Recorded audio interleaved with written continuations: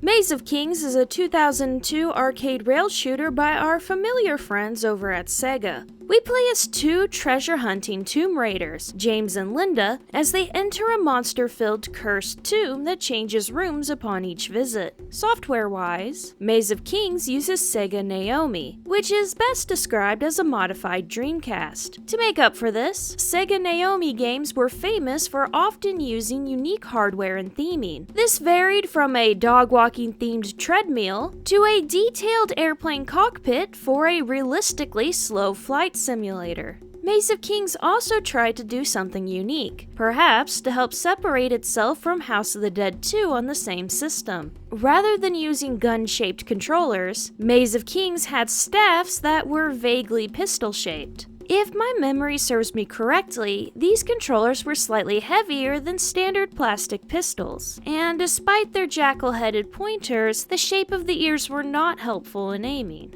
To make up for this, the game puts little value on accuracy, but I'll go into that later. Taking a look at the Attract demos, we get an interesting but not entirely truthful look at the game. There are a few typical gameplay reels, as well as a freeze-frame tutorial. However, there are a handful of third-person scenes depicting moments from the game. Some of them are straight-up cutscenes, like this fly over the magma. In contrast, this minotaur over the lava scene is fake. While there are minotaurs in this game, as well as these orange-lit ruins, there is no scene in the game with a minotaur in the same level as the orange ruins. The other third-person demos are of similar questionable accuracy, but none of the differences are particularly interesting or significantly deceitful. Insignificantly deceitful will be a reoccurring theme in this game's design policies, but it's better if we address things naturally. Upon pressing start, we enter a few setup screens. Whatever player you press start as decides your character, as is tradition. What isn't tradition is that after is a target calibration followed by a gear selection screen. Gun calibration is usually done in the machine's configuration menus rather than by the player at the start of a run. While this was probably supposed to help with the staff-shaped controller's lack of aimability, it also meant a kid goofing around could ruin his run before it started. The gear selection is a chance for a nice bit of variety. First, we select our ammo type. There are no weapon power-ups or mid-level weapon switching, so choose wisely. There's the light ammo at low power and 8 shots before reloading, electricity ammo at mid-power and 6 shots, and fire at full power and 4 shots. This is hypothetically balanced to fit different people's playstyles, with high accuracy players getting an advantage with the higher power ammo, while low accuracy players can more easily rapid fire lower ammos. But as I said before, this game does not value accuracy. In fact, this screen is better described as a difficulty selection. The difference in power between the ammo types is pretty much imperceivable, leaving the ammo amounts to be the biggest difference. Well, the score of this game is calculated exclusively by the value of the treasure you collect. Literally nothing else. You can even kill some enemies, but still end up with a score of 0. So, that means accuracy means nothing, and the more ammo you have, the easier you can collect the treasure littered about the levels. Add in stuff I'll explain later, like the single-hit target circles, the tablet treasure, and treasure juggling, and the light ammo is obviously the best choice. Whatever ammo we choose will change the visual effect when we land a hit on an enemy. Next screen is our defensive gear. Each item will protect us from a single attack of a specific type. The helmet will protect us from an attack from a flying enemy, the jacket will stop damage from a blade, and the bracelet will block a bite or scratch. While there is no pickups to replenish our item, it is reset at the start of a room or re-entering after death. Whatever item you choose will be visible on our character in the cutscene, which is pretty cool. For reasons that will become obvious over time, the jacket is by far the best choice. The most common enemies of the game, and all their variants, use blades. While there are enemies with bite alt attacks, and animals are increasingly common mid-game, they are still nowhere near as common as weapon-wielding enemies. The helmet is near useless, as flying enemies are incredibly rare save for specific points in the late game. A vast majority of rooms have no flying enemies, so your free hit will be wasted more often than not. That in mind, the light ammo and jacket are the optimal selections. If you are playing multiplayer, both players select their items separately and get an additional screen. Starting with 3 lives each, the 2 players can divide up the hits between each other. This opens up some strategies if the players have different skill levels. For instance, the stronger player can take more lives to increase the chances of a playthrough reaching the end. Alternatively, more lives could be given to the weaker player to equal out the difficulty at the cost of giving the higher skilled player a handicap. If both players are active at the end of an act, the players have the option to switch weapons, items, and individual hit points between each other. No new items or ammo types can be chosen, so only switching between already active items is allowed. Games with only a single player active at the end of an act will skip the screen entirely with no equivalency. Once we're all geared up and ready to go, we start Act 1 with an opening cutscene. What ridiculous clothes! I bought them in the specialist shop. That comment is funnier if both players chose the best. All we need is this rod.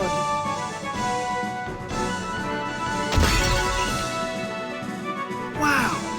The route changes every time in this labyrinth, for protecting from intruders. Let's go!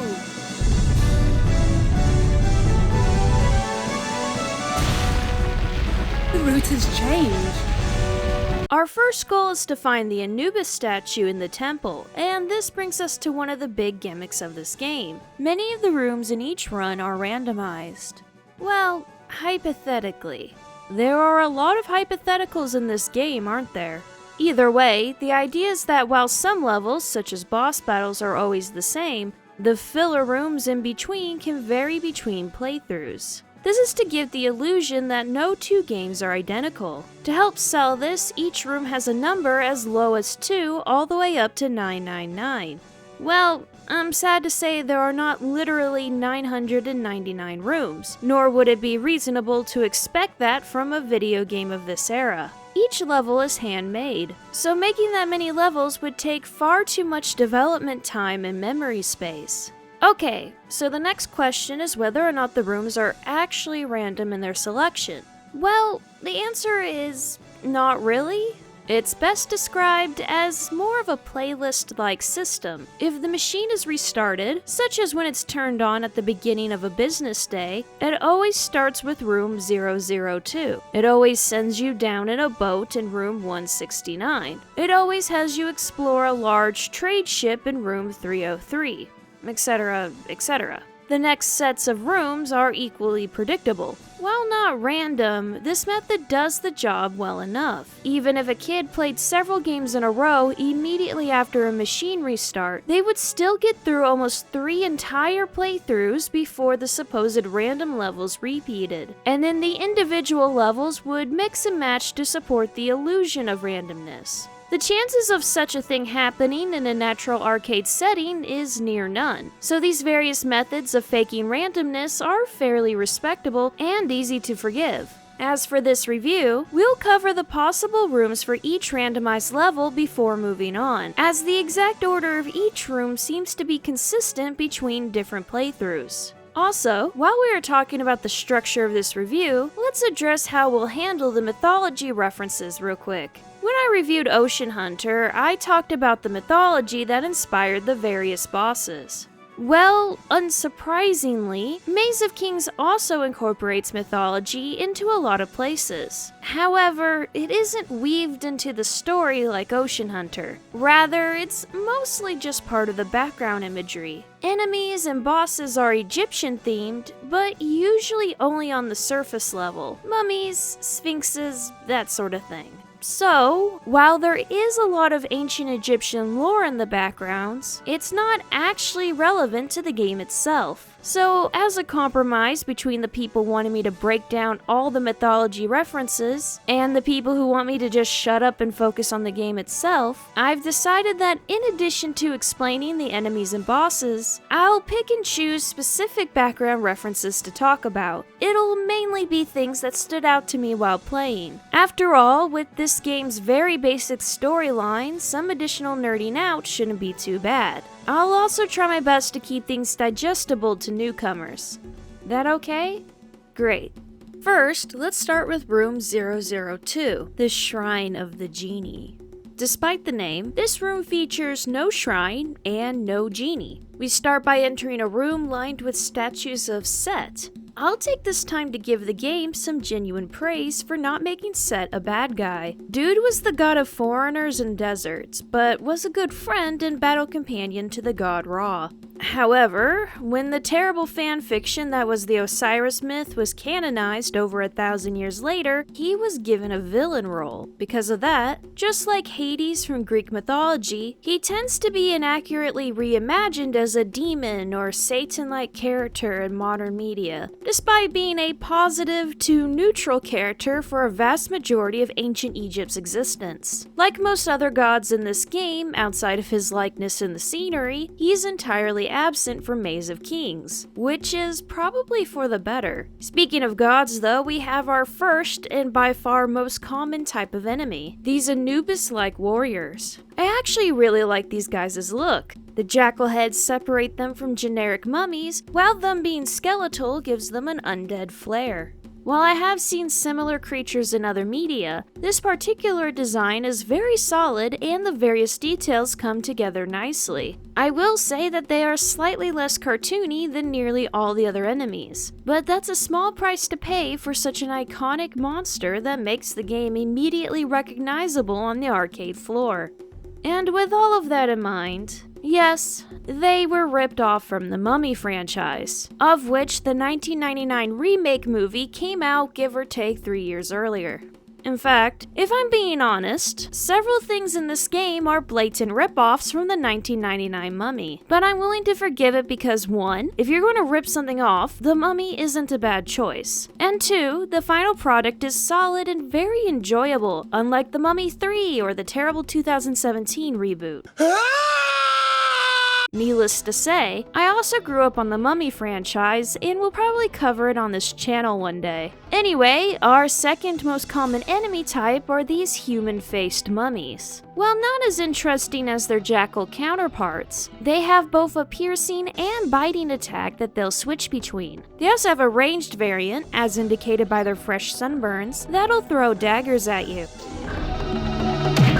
Ow! It's notable that many of the enemies have several variants, and we'll be seeing more flavors of mummy later. Back to the room itself, we pass by a few vases you can shoot for treasure, and just as we get to the end of the room, the exit closes. A quick turn around to clear the room a second time though will open the door. Before moving on, let's look at the other rooms that may be the first rooms you enter instead. I had a hard time figuring out how I wanted to present the different possible rooms, and sorting them by sequence location would probably be the best way to retain the sense of progression. That in mind, instead of room 002, you might get room 051, the Path of the False God. This room has you go outside to a sand-flooded courtyard. Lining the path are human-shaped statues lined in a way similar to the previous Set statues. The door doesn't close on you this time though. The last first room we'll cover is room 078, Approach of Moon. There is no moon, but you follow along a circular hall as enemies enter from baboon doors lining the side. They were apparently waiting for you to pass before they came out of the closet, as there is nothing but an empty room behind the doors. At the end of the circular corridor is a room with many hallway exits lining the walls. I can't help but question the logistics and in-universe purpose, but it makes for a good enemy spawning set piece. After the first room of a playthrough will be another randomly decided room. There's room 121, simply named Fort Mummy, which is another sand-flooded courtyard. Rather than a pathway down the center, this yard has a Ra-themed row of statues framing a fort-like walled patio. Ra is the god of the sun, and is most often depicted as a falcon, though he also has a ram's head at night. He carries the sun across the sky during the day and transports it through the underworld at night. Every night and in many additional stories, he defeats the serpent god of chaos, sometimes with the help of others, including Set. Of course, when the Osiris myth was shoved in, Ra was rewritten to barely existing. He was often merged with other gods, usually noted by Ra being added to their names. Obviously, this included Osiris himself, and his son Horus. And if the Egyptologist in the crowd didn't want to kill me yet, he does now. Not that any of this matters to Maze of Kings, mind you. Continuing up the stairs into the fort, it is here we can be first introduced to the red dagger-throwing mummies. Moving deeper in, we enter yet another small courtyard, though this one is lined with more enemy holes and some doors depicting Wadjet, the snake goddess. Notably, on the wall we can see a Waz scepter, which is what this game's Anubis staffs were based off of, even though the scepters themselves appear to be based off of Set. That one other guy who knows what Tenstein is will also recognize the Scepter of Waz. Clear this space of enemies and we'll gain passage to the next room. Instead of room 121, you might get room 108, Solar Square. Although we head outside, we are confined to a small maze-like hall that wraps around and up to a roof height level. Not only are there a couple dagger-throwing red mummies to take care of, but this might be your first level to introduce the Sphinxes. Roughly the size of wild cats, but likely hairless, these cats don't really have a human face, but rather oddly defined eyes and teeth. Adorned with jewelry and a headdress, these cats cause bite and scratch damage, and have a dedicated section coming up in the narrative. For now though, we continue on. Between the legs of a damaged statue is the way forward, but just as you drive back the cats, you'll be swarmed by scarabs. Why are dung beetles attacking us? Because the mummy had flesh-eating scarabs, so now Maze of Kings has them too.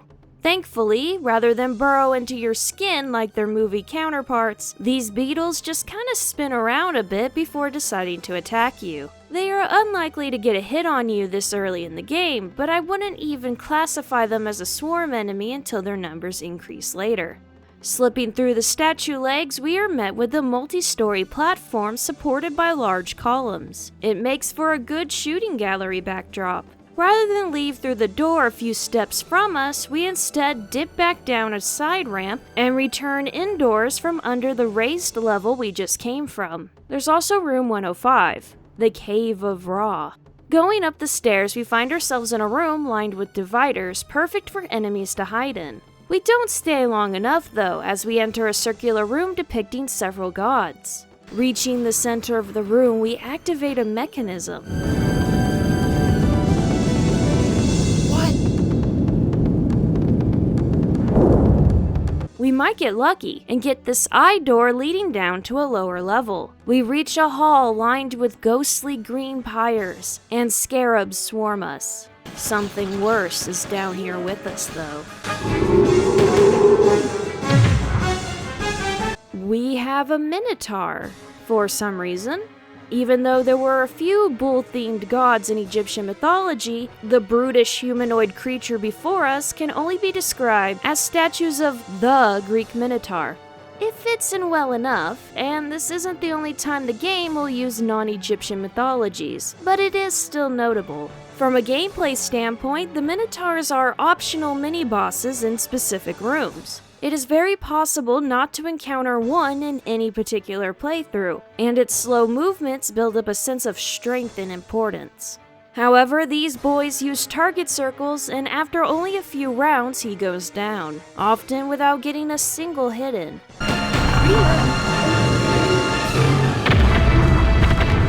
After the Minotaur, we bail out one of the two exits. We're not going to move on just yet though. Remember that circular room? Well, there is a chance that when the walls rotate, it'll reveal this puzzle door instead.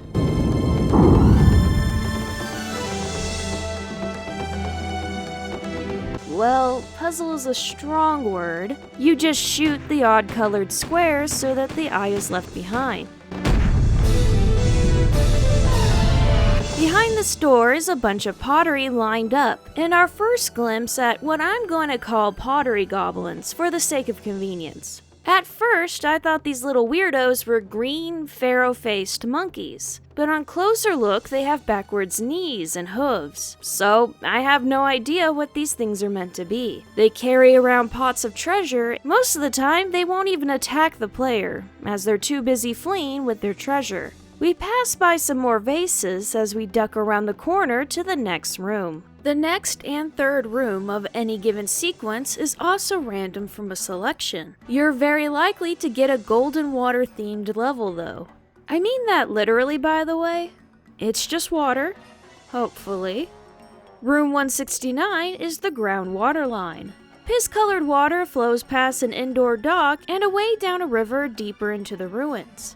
As we follow the nearest wall, we are jumped by several enemies, including Cobra Men. The Cobra Men are exactly that. Large humanoid reptoids with tongue-flicking snake heads, a hood, and scales. They use their clawed hands to do scratch damage, and they often, but not always, spawn out of a water source. Anyway, the wall leads to the stone dock. And just in time, some Anubis warriors bring us a boat. Let's take it. Somehow I have a bad feeling.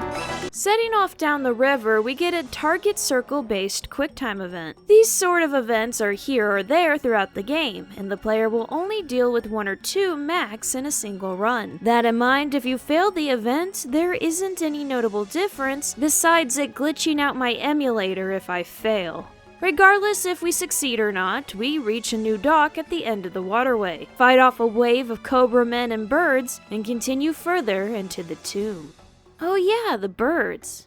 Taking on the role of a classic-style swarm enemy, we have these tiny humanoid-headed birds. While an interesting idea for a swarm enemy, their tiny size and evil little faces make them a bit funny-looking. I find it genuinely interesting that both the sphinxes and these harpies are normally portrayed as large and mixed with dangerous animals, but in this game, they're half house cat and half parakeet size-wise. They are definitely more ridiculous than terrifying. Our next possible third room is room 184, Golden Spring. This one at least warns you about the piss water. We start off in some dark green halls. Water drips down onto the floor, giving the space a sewer-like feel. Cobra Men attack us, including a singular red variant. Red Cobra Men have wrist shields they'll hold up to cover their faces. However, these shields are so small they are practically useless, and players will likely shoot around them without conscious effort.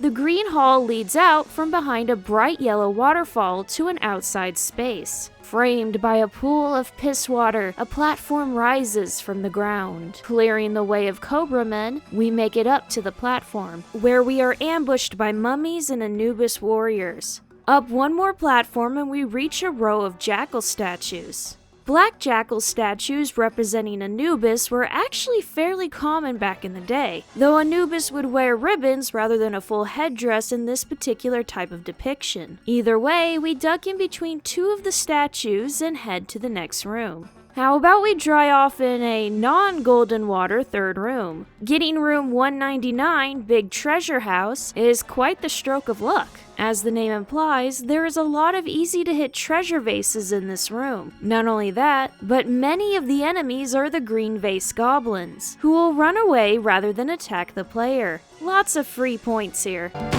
Returning to the golden water theme, we have room 147, the Golden Water Vein, which might be the most eventful room of the third slot. We enter a yellow hall leading up to a passing river. Right on time, a couple of Anubis warriors show up with a boat.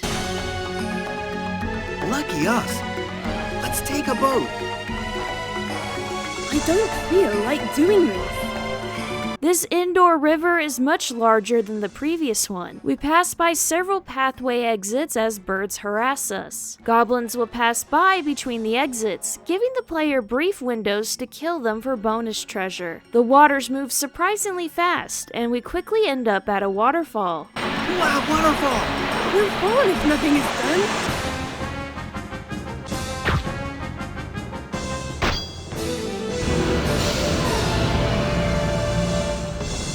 Yes! One more wave of warriors, and we reach the exit.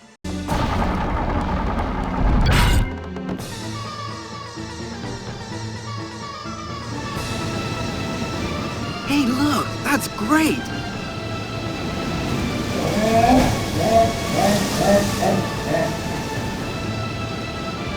You feed breeds. The book is over. Ready? Did the boss just call us creeps? Either way, this boss is a giant talking pharaoh death mask. Specifically, the mask of King Tutankhamun. King Tutankhamun. King Tut. I'm sorry, which one of us is creepy? We start off simple. Green gloss Illuminati pyramids will fly from the head and rocket into us. A beeping sound and color change will indicate when they are getting close. The amount of pyramids will gradually escalate until the beeping becomes unbearable. Don't bother shooting the mask. Just like all the bosses in this game, you don't directly damage them outside of target circles and timed phases. Speaking of timed phases, once we survive the first phase, Tut here has something to say.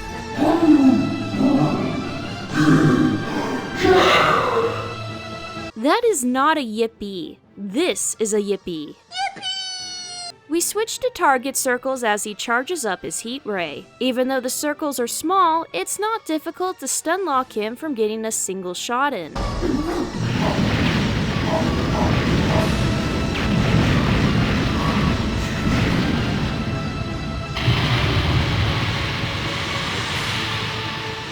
Gotcha. Hey, look at that car. Shall we go? Oh, that was quick. In case you're wondering, major bosses are not randomized, and neither is the major treasures they guard. Speaking of, we may now claim the major treasure of Act 1, the Golden Anubis. You have to time a single shot so that you strike the statue in the target, and you have to time it so the red lasers don't block your path. Fail and you simply won't get the treasure or its point boost.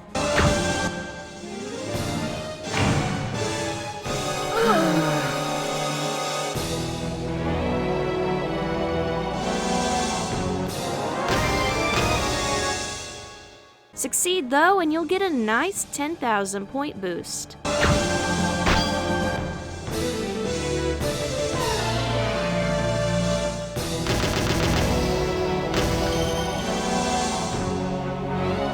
It's still a long way to go.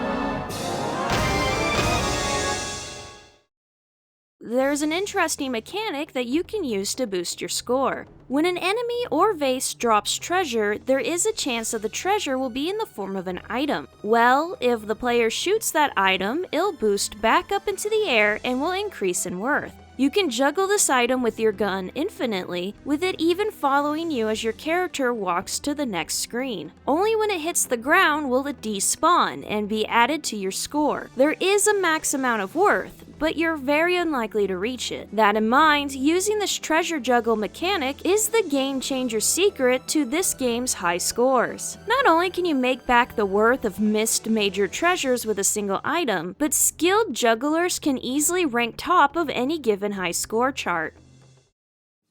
Moving on to Act 2, our treasure of focus is now the Golden Hawk of the Sphinx. I have a bad feeling about this. We walk out to room 201, the gateway to the Sphinx. It seems we weren't the first explorers here, but the first batch was killed by the scarabs hiding under the sand. Thankfully, it seems the poor adventurers left behind their camel. There's a camel. Let's ride it. Okay, I'm ready. I'll speed it up. Oh!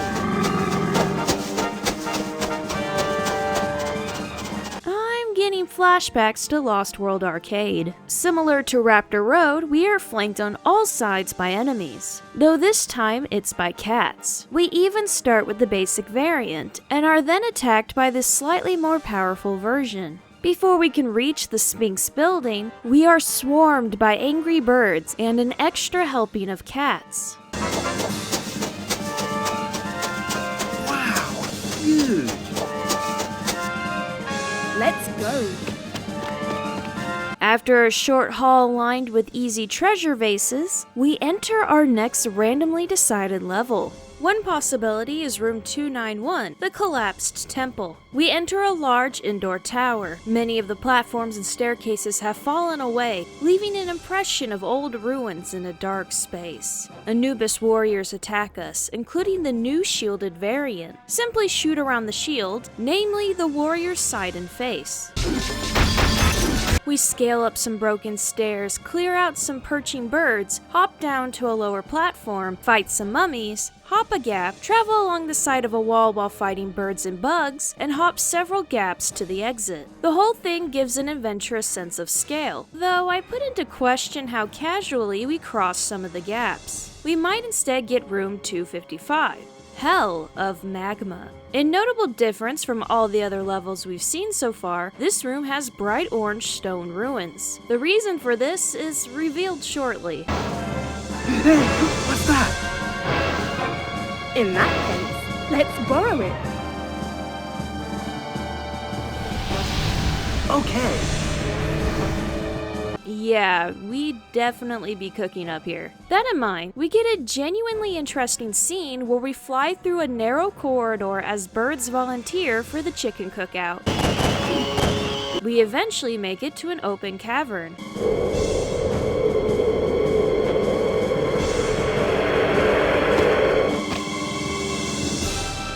Toasty. We channel our inner Mario and hop across these stone platforms to the mouth-shaped exit. Not so fast though. A different random level might be room 375, the Valley of Ra. The valley is better described as a cave, or the bottom of a cavern. We start the room at a purple stone crevice, and follow it out to a room with pillars framed by green light. Goblins will throw vases at us from the elevated platform, but we continue on through the purple stoneways.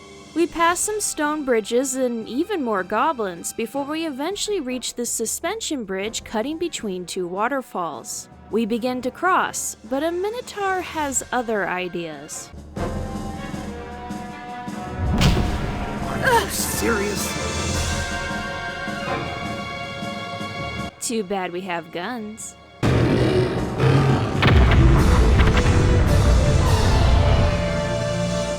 We get a whole slew of enemies as we run to the exit, including a brief look at the Yellow Cobra Men. Yellow Cobra Men are just like the basic green variants, being unarmed save for their teeth and claws. But the yellow variant has more health, making it the in-between of the green and red variants in terms of hypothetical difficulty. All the enemies go down rather fast in this section though, letting us reach the exit doors surprisingly easy. Returning to the elemental theme, an alternate level might be room 208. The Glacial Evil Palace. While the name is a bit much, the icy environment is a nice break from the desert and heat-themed rooms we see for the rest of the game. I can't help but wonder how an ancient Egyptian aesthetic would look if it had developed in an Arctic biome. Unfortunately, the game doesn't do too much with this, as the level is entirely made up of ice caverns, with some white stone and green water here and there. Even the enemies are disappointing, being entirely made up of green cobra men and a singular minotaur.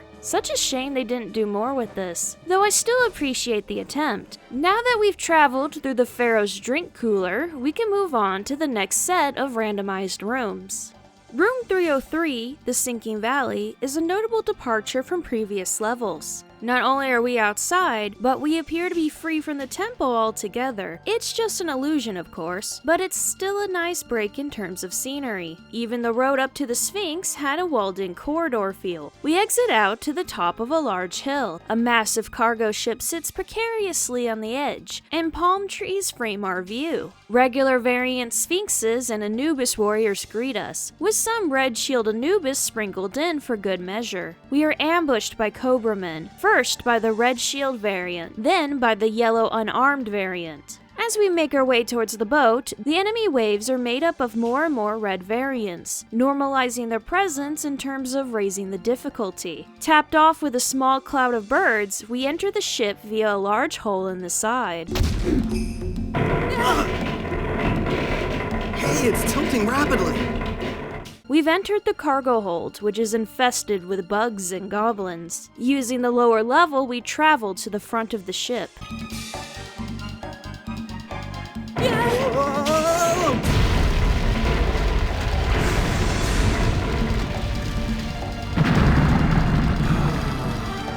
Let's go. And that little door leads on to the next room, which isn't random and both transitions well and brings up some questions. But first, let's rewind to a different possible level for this segment. Room 328, simply named Jungle, is exactly what it sounds like. We wade our way through the water in a dark and swampy jungle. Large trees mark the walls, and a single ray of light shines from above. Before the room name fades out, we are attacked by bees. Fuck you, bees! The large flying wasps are pretty basic swarm enemies, not much different from the birds. What's weird about them are their freaky eyes. It's hard to see. Even with my higher than native resolution, I thought the flying insects were wearing little helmets. But no. They have big, weirdo eyes on their freaky little faces. They start off white with green irises, but the whole eye will turn red as they attack. They don't even have legs, but rather have two big fangs and freaky vertical teeth. Ew. Maybe it's a good thing the resolution wasn't that high back then. Though, I can't help but admire the craftsmanship. They even explode into a bunch of body parts when they die, making the eyeball more visible than ever. We make our way through the jungle. Appropriately, the enemies of this room are almost entirely cobra men, bees, and the occasional pack of sphinxes. What's less appropriate is the Minotaur guarding the exit, though removing him is pretty easy. Looping back again, one could get room 311, the Buried Ruins. Similar to room 303, this level feels almost removed from the tomb system entirely. We walk outside and slide down a dune into a sandy pit. There are distant mountains of sand, with no courtyard walls in sight. In the pit are several stone ruins, mainly of Osiris and his wife's sister Isis. Yeah, sibling incest was actually encouraged in high-ranking Egyptians, but that's a story for another day. Either way, these ruins make great set pieces for enemies to hide behind, especially yellow cobra men. We weave through the ruins, defeating several sets of enemies before ducking under a dune via the exit door. The last alternative room of this segment is very similar to the previous one. Room 330, Bed of Quicksand, also takes us outside with no courtyard walls. This area takes us along an outside path. We pass by many enemies spewing exits, and even these mini pyramids. I'm sorry, did the devs think Egyptians treated pyramids like teepees? Either way, we pass through an archway, go up some stairs, and use a side door to re-enter the tombs. Or rather, that was the intention, but with the next room being a non-random boss fight that starts with a rock tunnel leading back to outside, the geography is once again questionable. Room 444, the Great River of Mamoon, has an interesting setup. We come out to a dark-watered river. Ominous purple clouds, complete with lightning, cover the sky. Two boats wait for us on the shore. What a huge river! Wow! Let's take a boat.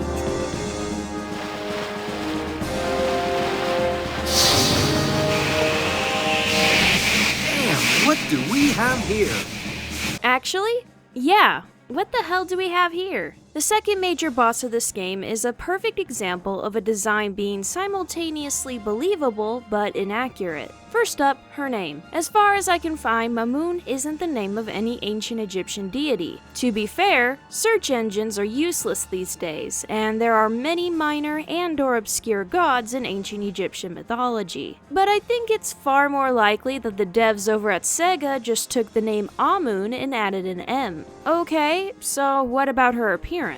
Well, long story short, I couldn't find any Egyptian mermaids or anything that remotely resembled this thing. I suspect she's vaguely based off of Wadjet, the often winged snake goddess, though she's still 90% original in comparison. What matters is that she has a believable design that fits in with the game's overall aesthetic.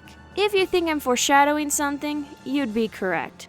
Just like all major bosses, she can only be damaged via target circles, but unlike the Tut Mask, she rotates continuously between her attack patterns. First, she'll dive under the water to get close to us. Failing that, she'll hover above us a bit, and failing that, she'll fly about just above the water and clip us with her wings. Every failed phase is marked by her scream and a brief loss of aerial control.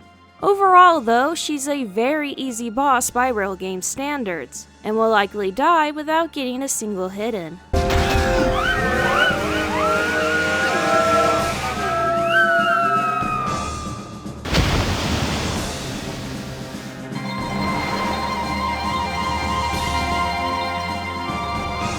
What is it?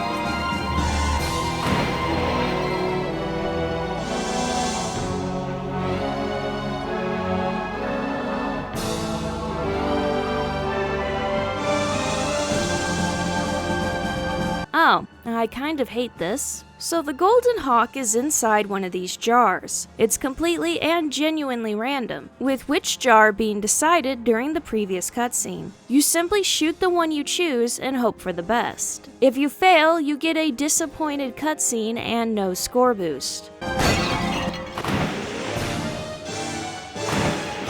Oh no. Next, we're going to the pyramid.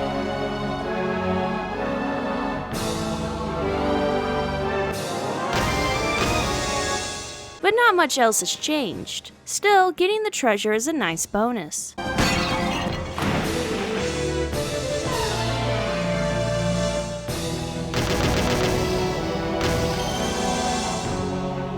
Okay! Got that sucker. Next, we're going to the pyramid.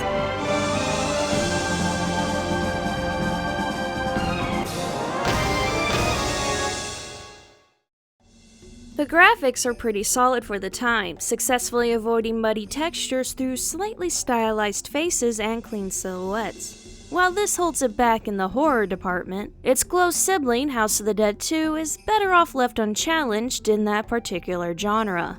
Either way, the graphics have aged quite well, and once the native resolution is boosted in an emulator, the game looks nothing short of amazing. Even finer details, like the many wall murals, translate with high readability, which can't be said for the early House of the Dead entries. Returning to the game, Act 3's big treasure is called the Golden Monolith, though it's more accurately called a tablet. We open with a non-random level, Room 500, the Pyramid. We re-enter the indoor section of the tomb system and make our way up some stairs. Made up of fossilized bones and armed with platinum, these new warriors take distinctively more hits to kill than previous iterations. That in mind, their scarab shield doesn't do much, as their face is unguarded. We walk up and out to the outside edge of the pyramid. There is a surprising amount of greenery surrounding the area. We scale around the outside of the pyramid until we find an entrance marked by a cloud of bees. This is likely the first time the player has encountered the bees. The room inside the pyramid has several raised platforms. Many Anubis warriors drop down on us, pushing us to duck through into a maze-like turnaround. Here, we encounter the next upgrade of the Sphinxes, these golden cats. They are functionally identical to the previous cats, but they take a couple more hits. We continue our way through this geographically complex room and promptly come across the most difficult iteration of the Anubis warriors. This variant is functionally identical to the Platinum one, except they have helmets. Crazy, I know, right? Their shields are also far better quality than what we've seen so far. So what does this mean for the player? It means they are a parry-only enemy, and some of y'all just flinched. In order to damage these guys, you have to wait until they attack you first. In the brief window that they move their shields, you must shoot their chest. This actually isn't particularly difficult, just annoying. Rail shooters are fast-paced sprints. Now imagine if every 2 minutes you have to stop and wait a couple seconds to keep moving. Not bad, just pace-breaking. We duck into a side hall and down some stairs to our next cutscene. So far, so good. We cleared it. Don't treat it lightly. Damn, what are you, my mother? Area 501, the gateway to the Terror Corridor, is also non-random and serves as a bridge between the more classic Egyptian themes and the more underworld-based aesthetic of the final levels. Just as we begin down the dark and ethereal corridor, we are attacked by the upgraded variants of the birds. While the previous variant was mostly blue with a red face and a headdress, these upgraded birds are gold with dark skin, with pharaoh crowns, and false beards. To reflect their higher status amongst bird kind, they take a few more shots to kill. We are attacked by multiple waves of these decked out chickens, including a flock that passes by our side first before attacking, but we quickly make it to the other side of the room. Hello, I'm Pharaoh. So you're here at last. Well done. But it won't be so easy.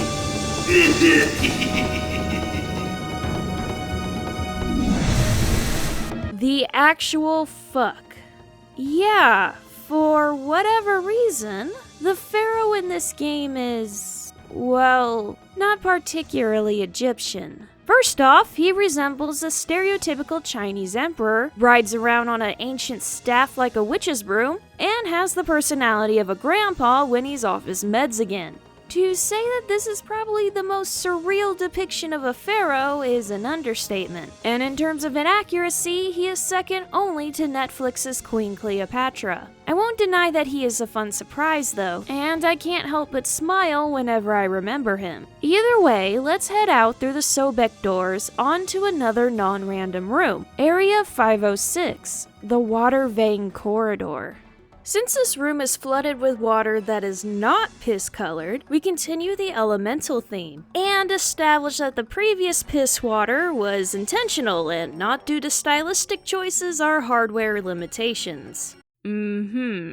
After a wave of mummies, we get to see the upgraded variant of them too. Now with bright gold skin, the mummies take a few more hits to knock down, though they are mechanically identical to the normal melee variant. And outside of that, there isn't much more to this room. Don't get me wrong, it's cool to see a room with waist-height normal blue water, but after a few waves of enemies, we cross over another underworld bridge to the next room. Coincidentally, this is also the first, last, and only random room in the final act. You might get room 503, the Darkness Corridor. Marked by glowing blue symbols on a borderline alien floor, this room really ups the underworld feel the game has been leaning towards. Here, you face golden mummies and cats as you search for the exit to this dark room. Remember those Illuminati pyramids that the Death Mask boss torpedoed at us? Well, now a purple version serves as an enemy. They'll fly about before getting into our face and turn red before they attack. The funniest thing about them is the dainty glass-breaking sound they make when you hit them.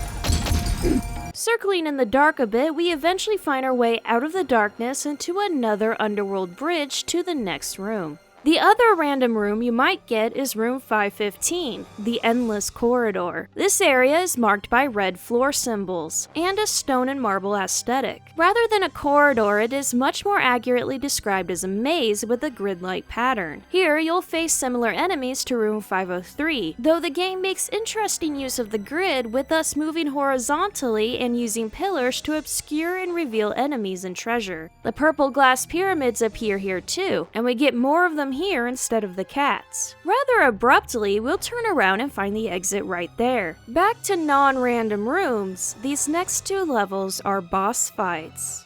Room 530 is simply called square in front of the burial chamber. It's almost refreshing to be in such a small room. A bridge leads to a circular stage and up some stairs to the exit. The space below is filled with blue water, whose unnaturally deep appearance adds a bit to the supernatural feel. We quickly make our way to the stage. Just too well. Hey, genies, beat them!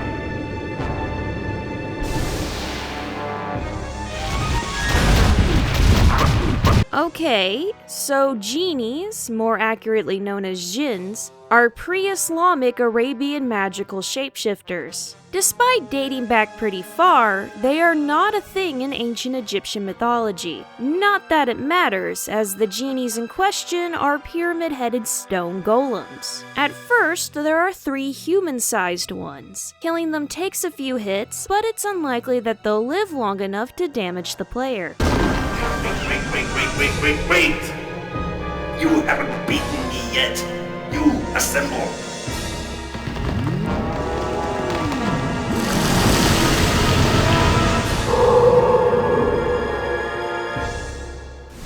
Right, get on with it!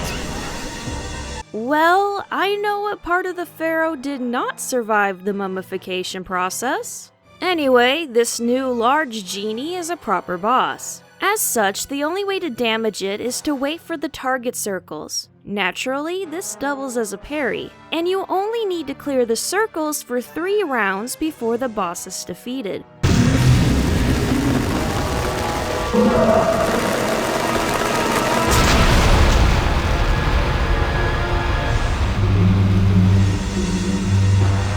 Just like before, there is an additional challenge when collecting the big treasure. The tablet is in pieces, and you must shoot each piece twice for them to return into place. Considering how wonky the accuracy in this game is, this challenge is easier said than done, but I still rather this than a luck of the draw like with the Golden Hawk. If you fail, the adventurers will be disappointed. Reload!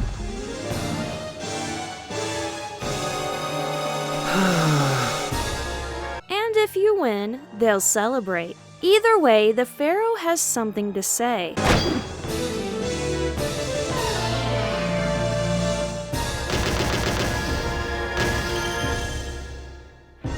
Okay, got that sucker! Damn! I still hold a few cards. Follow me. We chase after him through a couple numberless connector rooms. Here, we'll be set upon by several waves of enemies. In the story, this is to buy the pharaoh some time. In gameplay, this is the last gauntlet before we proceed on to the final boss fight. We enter room 999, the burial chamber of the pharaoh. Appropriately, the room is insanely lavish, with mountains of gold, a waterfall cascading down gold-plated platforms, and detailed carvings on everything. The pharaoh himself is distinctively less regal, though.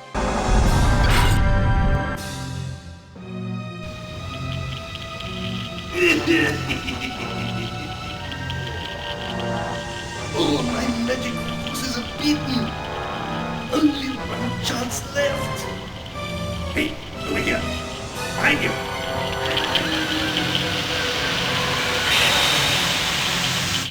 Okay, a lot to unpack here. The pharaoh has upgraded to his final form, which apparently means he's loosely fused his body into that of a large beetle. Now, if it was a sacred scarab, that would make sense. Scarabs, specifically Scarabaeus sacer, or the sacred scarab, are holy to the Egyptians, and they represent the rising sun and rebirth. While it may be funny to us that they worshipped literal dung beetles, the imagery of one rolling the sun up to the sky isn't too difficult to visualize. But the thing is, the pharaoh here isn't merged with a sacred scarab. He's merged with a rhinoceros beetle. And while rhinoceros beetles are a subfamily of the scarab family, the beetle half is distinctively Japanese in influence rather than Egyptian. So, our final boss is a mummified, magical Chinese pharaoh fused with a Japanese beetle with the personality of a foolish old man. Oh, and his center horn is the staff he was flying around earlier. Yeah, I've had weirder.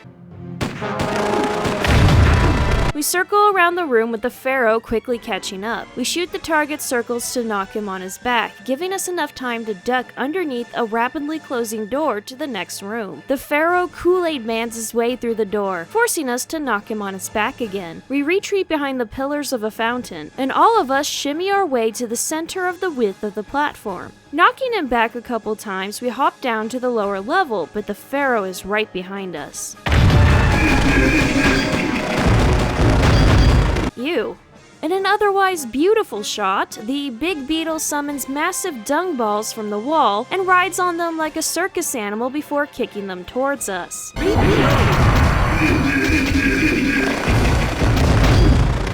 This opens up a lot of questions that are better off not answered, but the rule of shooting the target circles remains the same.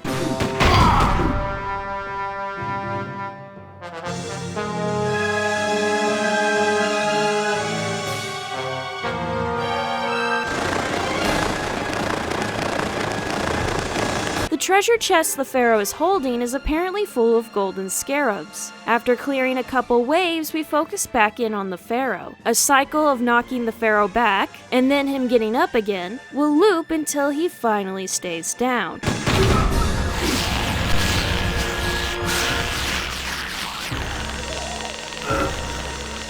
It hurts to see it, but I'm beaten.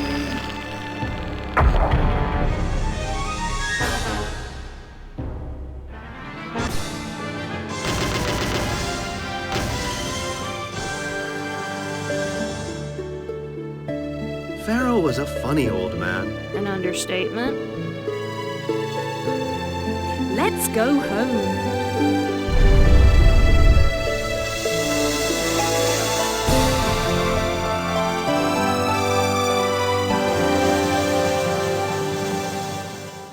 And that was the Maze of the Kings. You don't get anything special from getting all the treasures, but it's nice to see them all lined up in the post-game screens. Speaking of, the end credits follow the example of the Attract demos and show multiple screenshots that vary from exactly how you remember it to completely made up.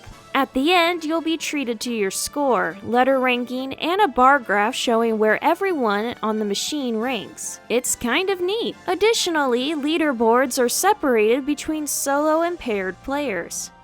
Before moving on, quick stop to look at the music. A variety of percussions make up the bass, with bongos and similar instruments giving it an adventurous feel. In place of woodwinds though, they use almost nothing but synths. When hitting that artificial 90s style Egyptian theme, it can work great. But the more exotic themes opt not to use melodies at all, rather than try to imitate non-synth instruments. The music makes great use of the surround sound, often giving each ear completely different instruments. It all works well, and I can recognize the soundtrack in isolation, which is more rare than you'd think. Overall, The Maze of the Kings is a solid and fun entry in the rail shooter genre. Both its theme and randomized levels make it a particularly unique entry, and while a single run is on the shorter side, the replayability is unusually high compared to its peers. I have a nostalgic soft spot for this game, not just for its presence, but also for the surprisingly rare use of ancient Egyptian themes. And while I wouldn't consider it a must-play of the genre, I can't help but enjoy a quick run-through on a lazy Sunday afternoon. The Maze of the Kings is not currently available for purchase, nor has it been for a long time. The unique hardware makes legit machines easy to identify for collectors, so they don't have to worry about that. As for